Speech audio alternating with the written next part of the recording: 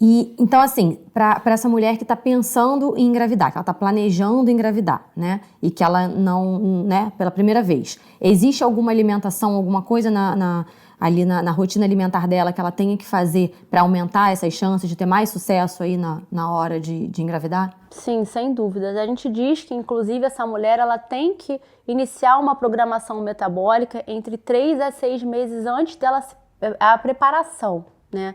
Até porque essa programação... Antes dela começar mesmo a tentar. Antes dela começar mesmo a tentar. Até porque essa programação, ela vai ajudar não só na formação do neurodesenvolvimento, em toda a formação desse feto, né? Como ter uma gestação também, uma gestação saudável, então vai auxiliar essa mulher não desenvolver, por exemplo, uma diabetes gestacional ou uma hipertensão. E também para o pós dessa mulher, como que ela vai se sentir após essa gestação e o desenvolvimento também dessa criança em até 2 anos. Então, os hábitos que essa mulher adquirir e começar a se cuidar antes, né, da pré-concepção, Sim. Isso vai para gerações. A gente costuma dizer que é para gerações, é transgeracional. Isso interfere, então, inclusive, no próprio bebê, né? Exato. Na saúde do bebê mesmo, né? De fato. Sim, na saúde do bebê. E qual seria, então, a alimentação ideal para essa mulher que está aí tentando, né? Está tentando engravidar. O que seria, assim, em termos de alimentação imprescindível que ela faça para que possa melhorar a saúde dela e, consequentemente, então, do bebê? A alimentação ideal seria uma alimentação baseada em você prover antioxidantes para essa mulher e reduzir os fatores inflamatórios, né? Então, a gente reduzir o uso de processados, né? O consumo de processados, perdão. Você reduzir o consumo de açúcar refinado, reduzir o consumo de farinhas. Então, primeiro vamos pensar no que a gente deveria reduzir, né? Para a gente chegar nesse perfil aí de uma dieta anti-inflamatória. Então, quando a gente fala de uma dieta anti-inflamatória, a gente fala de redução dessas massas, dessas farinhas refinadas, do açúcar refinado, e a gente entra no investimento da alimentação de verdade. Seria evitar aquilo que a gente já sabe que não faz bem, né? Exato. Não faz bem pra ninguém. A gente já sabe que não faz bem pra ninguém em nenhum ciclo da vida, né? Então, investir mais nesses alimentos que são ricos em nutrientes. Então, a gente tem que pensar que esse organismo dessa mulher, ele precisa estar nutrido. Sim. Né? Então, a gente precisa pensar nisso. Então, investir, sim, nos macronutrientes, como nós já conhecemos os carboidratos, os lipídios e as proteínas, e investir também em micronutrientes, né? Que aí seriam toda essa classe que a gente conhece, inclusive de vitaminas e minerais.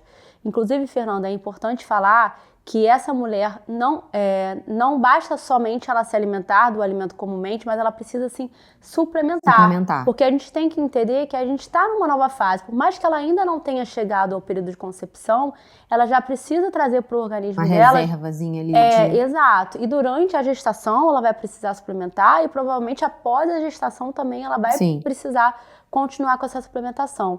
Então, na pré-concepção, a gente tem alguns micronutrientes que são vitais, como, por exemplo, a gente fala muito do metilfolato, né?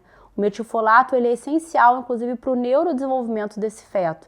Então, essa mulher precisa suplementar. Então, a gente tem que avaliar... Metilfolato a gente encontra em algum alimento? O metilfolato, sim, a gente encontra em alimentos, a gente encontra em vegetais verdes escuros, em castanhas também, mas a gente também precisa além disso, suplementar, porque a gente não consegue suprir somente com a alimentação. O ácido fólico normalmente é indicado, né, quando você tá, não sei se ainda é indicado, quando você tá nesse processo de tentar engravidar. Então, a suplementação do ácido fólico. Exatamente, que seria a forma ativa que é o metilfolato. Tá? Então é importante saber disso. Anteriormente se suplementava direto somente o folato. E aí passou a se suplementar pela forma ativa que é o metilfolato. Tá? Entendi. Além disso, também tem outras vitaminas que são extremamente importantes, como as vitaminas antioxidantes, como a vitamina C e a vitamina E. A gente também tem a vitamina D, que ela funciona hoje como um hormônio no nosso organismo, então ela é extremamente essencial também nessa pré-concepção e durante a gestação. Então, isso tudo sempre, obviamente, avaliado por um profissional habilitado para que ele possa avaliar bioquimicamente essa futura gestante. Através de exames também? Através de exames, sem dúvida, através de exames bioquímicos para verificar como é que é o perfil bioquímico dessa mulher para ele entender ali, porque a gente precisa entender que a suplementação deve existir, mas a suplementação ela também deve ser individualizada. Então, a gente, voltando à sua pergunta aqui pra gente resumir. Então, alimentação de verdade. Então, investir em vegetais, frutas, verduras, legumes, né? Grãos, cereais, Deixar aqueles as proteínas, embutidos e processados de lado. deixar os embutidos e processados de lado, investir nas proteínas, preferencialmente proteínas magras, né? E investir também numa suplementação individualizada. Quando a gente fala de fertilidade, né, a gente tem que falar do casal, né? E como é que fica o homem, né, a questão da nutrição do homem nesse processo de fertilidade aí para o sucesso da gestação? Olha, Fernanda, essa pergunta é muito importante, porque comumente eles associam a infertilidade somente à mulher. E não, hoje a gente já entende que é 50% a 50%. Então, o sêmen do parceiro é de extrema importância para que ocorra a fertilização desse óvulo para que gere um embrião saudável. Então, o homem, sim, ele tem que investir também em nutrição. Inclusive, da mesma forma como eu falei, investindo em comida de verdade, nutrindo esse espermatozoide, né, esse sêmen, e também investindo em suplementação que vai melhorar tanto a qualidade desse espermatozoide, como a motilidade desse espermatozoide. E hoje também tem sido bastante indicado que o homem também faça tanto a avaliação dele bioquímica, quanto a avaliação do espermograma, para entender como que é a qualidade desse esperma, como que é a quantidade, a motilidade, inclusive, desse esperma também é importante avaliar. E a nutrição, ela pode sim auxiliar na melhora da qualidade desse sêmen. E a gente, quando fala de infertilidade, a gente não tem como deixar de falar também a questão de sobrepeso, de obesidade, né? E que está diretamente relacionado à nutrição.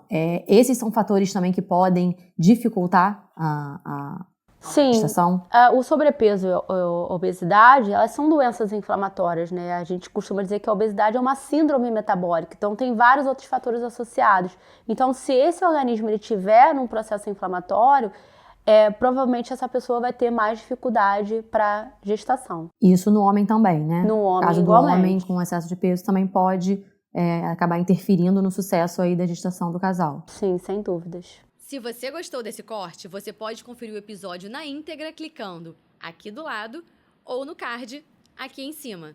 Dê aquela curtida, se inscreva no canal e não deixe de seguir a Wi-Fi nas redes sociais. Os links vão estar na descrição.